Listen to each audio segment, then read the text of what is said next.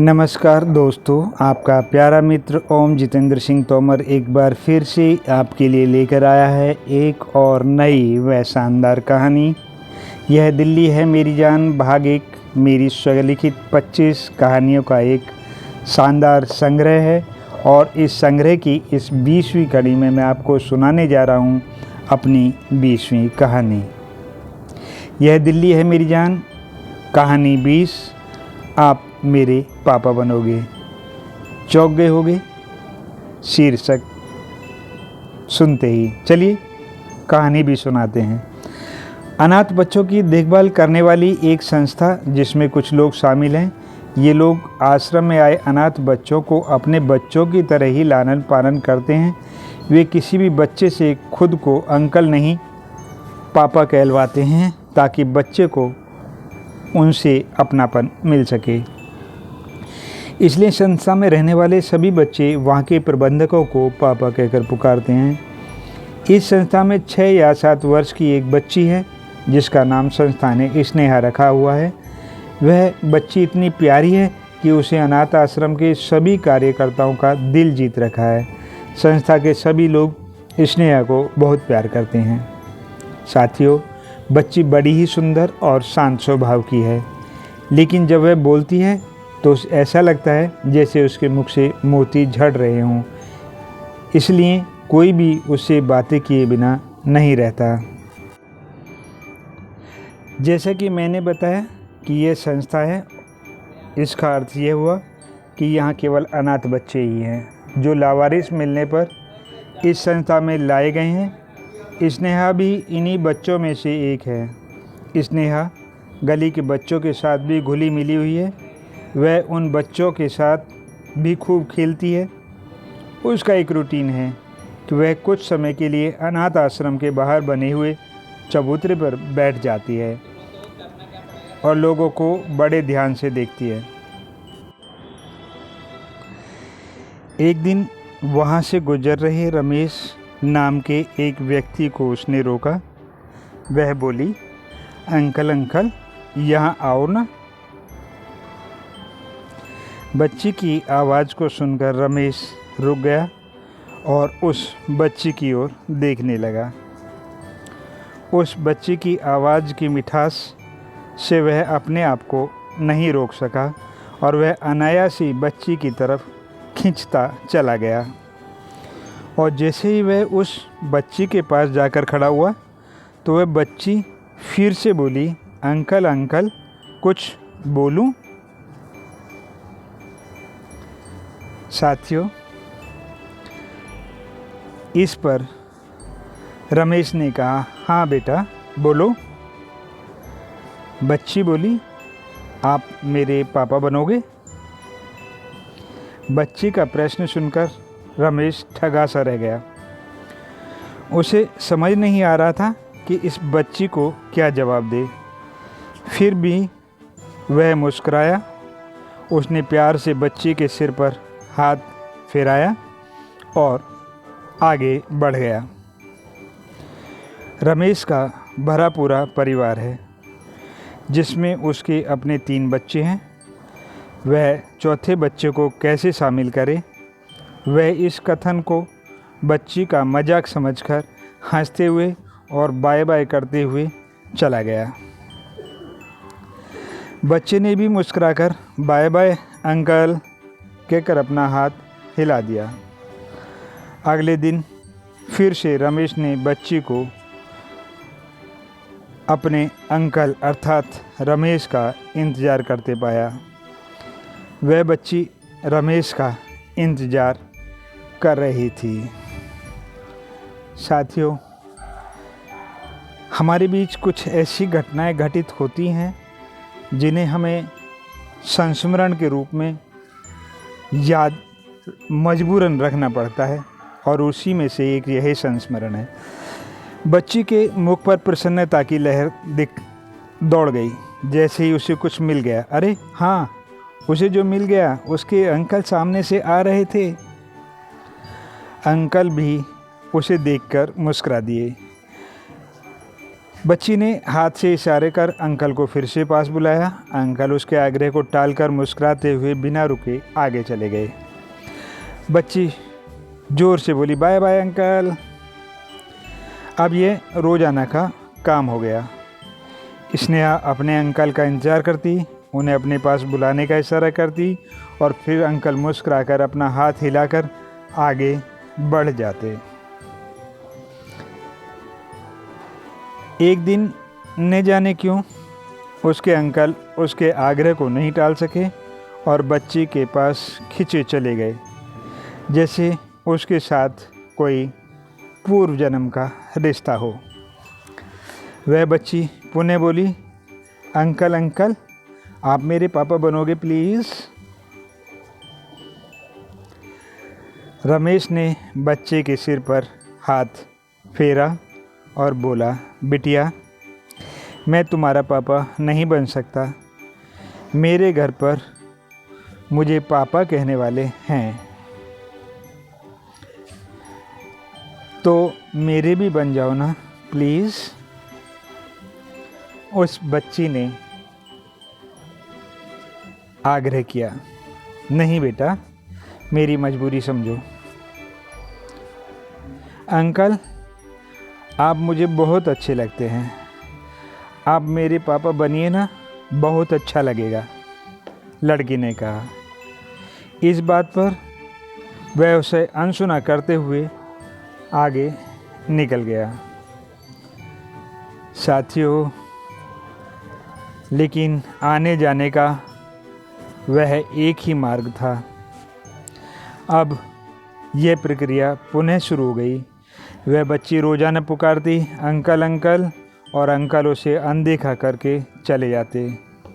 बच्ची अपने दिल को थाम कर बैठ जाती। एक दिन अंकल अर्थात रमेश का स्नेह जागा और उसके पास आकर बैठ गया। बोला, बिटिया मैं तुम्हें कैसे समझाऊं कि मैं तुम्हारा पापा नहीं बन सकता, क्योंकि मेरे 3 बच्चे पहले ही हैं, मैं उनका पापा पहले ही हूँ। तो क्या आप मेरे भी पापा बन जाओ। रमेश जितना उसे समझाने का प्रयास करता, वह उतना ही उससे आग्रह करती, नहीं मैं उन बच्चों के प्यार को बांट नहीं सकता, इसलिए मैं तुम्हारा पापा नहीं बन सकता। वह बच्ची रोने लगी। उसने कहा, उनके साथ आप मेरे भी पापा बनो ना अंकल। बच्चे का रोना देखकर उसका दिल पिघल गया। उसकी आंखें खुद पर खुद भर आईं। इनके चारों तरफ लोग इकट्ठा हो गए और उसे बच्चा उठाने वाला समझने लगे। इस पर रमेश पुनः बोला, बिटिया मैं तुम्हारा पापा नहीं बन सकता, कहकर वह जाने लगा। यह सुन बच्ची ने रमेश का पैर पकड़ लिया और ज़ोर ज़ोर से रोने लगी, तो लोगों ने रमेश को पकड़ लिया। साथियों, शोर शराबा सुनकर संस्था के लोग बाहर आ गए। रमेश बच्ची को समझाने में लगा हुआ था, ये लोग मुझे गलत समझ रहे हैं, मुझे जाने दो बिटिया। संस्था के लोग उसे अपने साथ अंदर संस्था में ले गए और सारा मामला पूछने लगे। भाई साहब आपका शुभ नाम क्या है? रमेश ने उत्तर दिया। रमेश भाई, आप तो जानते ही हैं कि यह रास्ता मुख्य रास्ता है और यहाँ से सैकड़ों की संख्या में लोग आते जाते हैं, लेकिन इस बच्ची ने आप ही को पापा बनाने के लिए क्यों चुना, समझ नहीं आता। साथियों, तभी एक सज्जन बोला, लगता है पूर्व जन्म का कोई रिश्ता है। सुनकर सभी ठहाका लगाकर हंस दिए, लेकिन रमेश कुछ गंभीर हो गया। तभी तीसरा व्यक्ति बोला, रमेश भाई आप समझदार हैं, यह तो बच्ची है, मात्र 6 या 7 साल की है। इसकी इच्छा है कि यह हम सबको पापा बोले, तो यह हम सबको पापा बोलती है। उसने एक लंबी सांस ली। साथियों, अब हम सब इसके पापा हैं। कितनी सुंदर और प्यारी बच्ची है, परंतु इस दुनिया में इसका कोई नहीं है। इसे थोड़ी सी खुशी मिल जाए, बस हम यही प्रयास करते हैं। तभी एक व्यक्ति ने उसके कंधे पर हाथ रखा और उससे आग्रह किया, आप भी बन जाइए, क्या फ़र्क पड़ता है। साथियों, इसी के साथ रमेश को अपनी लाडो की याद आ गई। कितने कष्टों में थी उसकी लाडो। वह आज जिंदा भी होगी या नहीं, सोचते हुए उसकी आंखें भर आईं। वह भी इतनी ही बड़ी होती, कहकर बड़बड़ाया। रमेश घुटनों के बल बैठ गया। उसने अपने दोनों हाथ खोल दिए। बच्ची को इसी बात का इंतज़ार था। वह दौड़ कर आई और रमेश के गले लग गई। इसके बाद बच्ची रमेश को पापा कहने लगी और रमेश लाडो। साथियों, आगे की कहानी में है, रमेश अब लाडो के लिए खेल खिलौने और चीज़ें लाने लगा। यह रोज़ का कार्य हो गया। संस्था के अन्य बच्चों में इससे हीन भावना पैदा होने लगी। यह बात संस्था वालों को अब ठीक नहीं लगी। उन्होंने रमेश से कहा, भाई रमेश, कभी कभी तो ठीक है, लेकिन रोज़ रोज़ अच्छा नहीं है। दूसरे बच्चे भी हैं, उनमें हीन भावना पनपने लगी है। दूसरी बात, अगर यह आपके साथ जाने की जिद करने लगी तो हमें इसे यहाँ रखना मुश्किल हो जाएगा। लड़की जात है। साथियों, कितनी अनोखी बात है। रमेश उनकी बात को ध्यान से सुन रहा था। तुम इसे गोद क्यों नहीं ले लेते? पता नहीं इसका तुमसे क्या नाता है। शायद पूर्व जन्म में तुम इसके पिता रहे हो, इसलिए यह तुम्हारे पीछे पड़ी हुई है। रमेश बोला, भाई जी, मैं इसे गोद नहीं ले सकता। मेरे 3 बच्चे और हैं।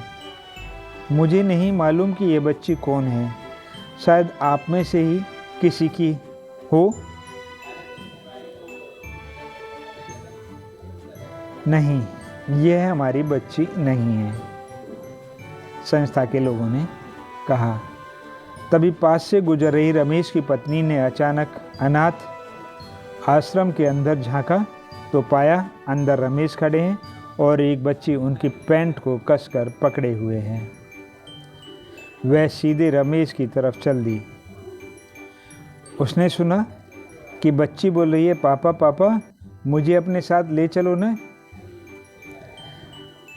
साथियों, यह सुनते ही हद हो गई। यह सुनते ही रमेश की पत्नी को लगा कि उसकी तो दुनिया ही लुट गई। वह ज़ोर ज़ोर से रोने लगी। संस्था के लोग पहले ही परेशान थे। रमेश अपनी पत्नी को सामने देखकर हक्का बक्का रह गया। उसके समझ नहीं आ रहा था कि वह क्या करे। तो तुम्हारा एक रूप यह भी है, रमेश की पत्नी बोली। नहीं, मेरी बात समझने की कोशिश करो। रमेश ने उसे समझाने का प्रयास किया। मुझे कुछ नहीं समझना है, बस मुझे तुम्हारे साथ भी नहीं रहना है। अब रखो अपने 3 बच्चों को अपने पास। अब मैं यहाँ से सीधे अपने मायके जाऊँगी, रमेश की पत्नी बोली। रमेश ने अपना सिर पकड़ लिया।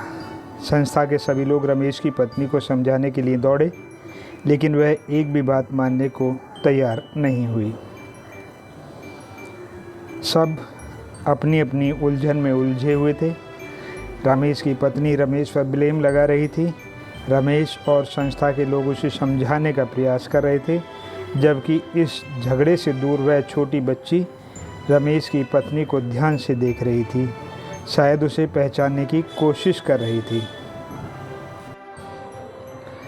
रमेश की पत्नी रोई जा रही थी और रमेश को कोसती भी जा रही थी। वह संस्था के लोगों की बात सुनने के लिए तैयार नहीं थी।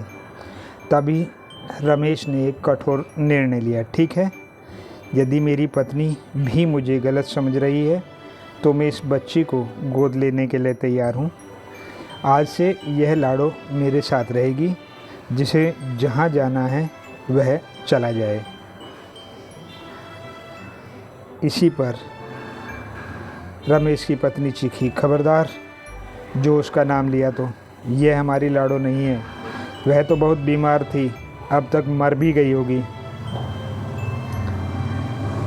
वह बच्ची सीधे रमेश की पत्नी के पास पहुंची और उसके आंसू पोंछने लगी।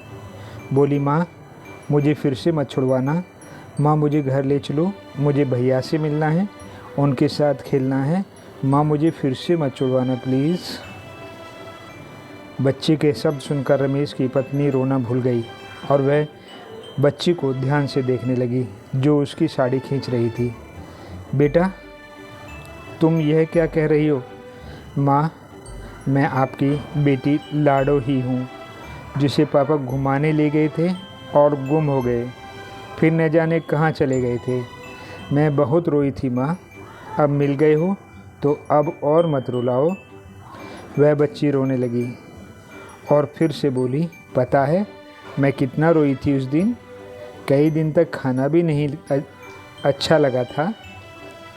तब ये पापा आए और उन्होंने मुझे समझाया और खाना खिलाया। उसने दौड़कर अपने पास खड़े हुए संस्था के 2-3 लोगों के पैर अपने दोनों हाथों के बीच कौली में भर लिए। मेरे ये पापा नहीं होते तो पता नहीं मेरा क्या होता। पापा, आप सब बहुत अच्छे हो, मेरे लिए ऐसे ही बने रहना। अगर पापा मुझे फिर से छोड़ेंगे तो मैं यहीं आ जाऊंगी आप सबके पास। आप सब मुझे फिर भी प्यार करोगे ना? संस्था के लोग बोले, हाँ बिटिया, तुम तो हमारी सबसे प्यारी बिटिया हो।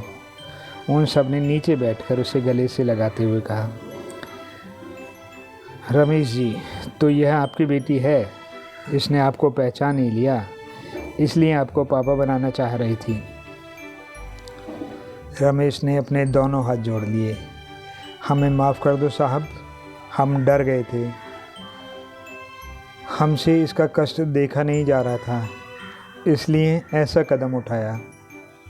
जानते हो आपने क्राइम किया है, आपने एक ऐसी बच्ची को मरने के लिए छोड़ दिया जो उस समय बहुत अधिक परेशान थी और उसे आपकी बहुत ज़रूरत थी। इसके लिए आप दोनों को सज़ा भी हो सकती है। हाँ, सज़ा। रमेश भी टूट गया, वह घुटनों के बल बैठ गया।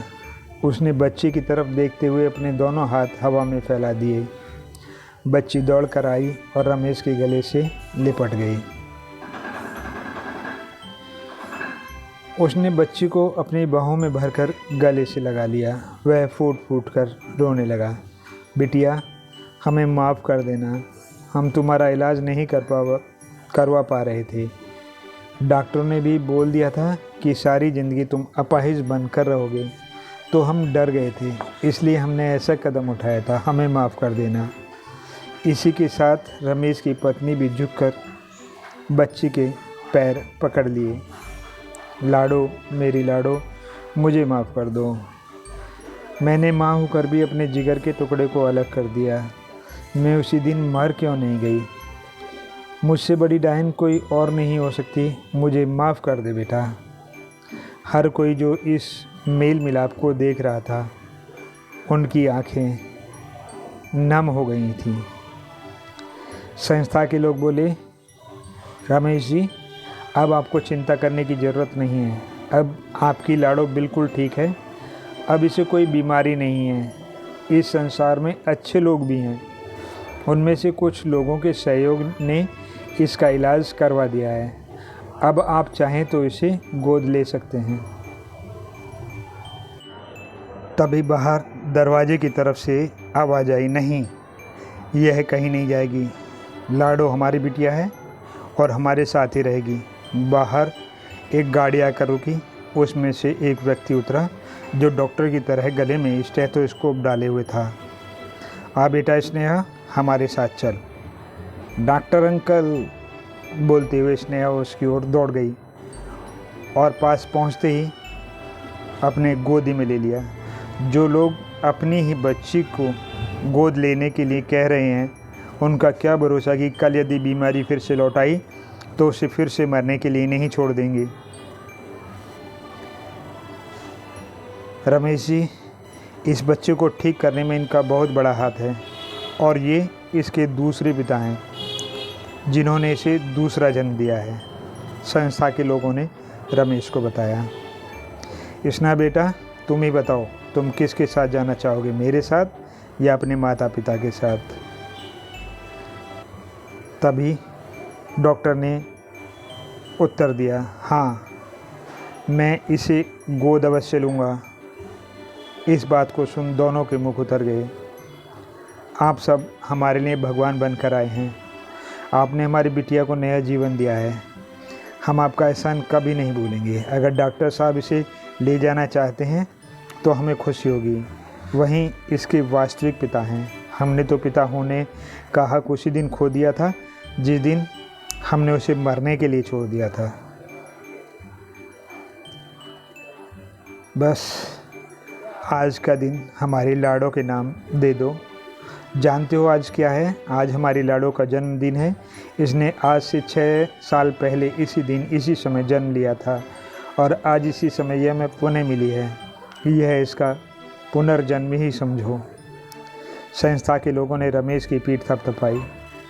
वह बोला, आज शाम को हमारी बिटिया का जन्मदिन है और इसी संस्था में धूमधाम से मनाया जाएगा। आप सभी सादर आमंत्रित हैं।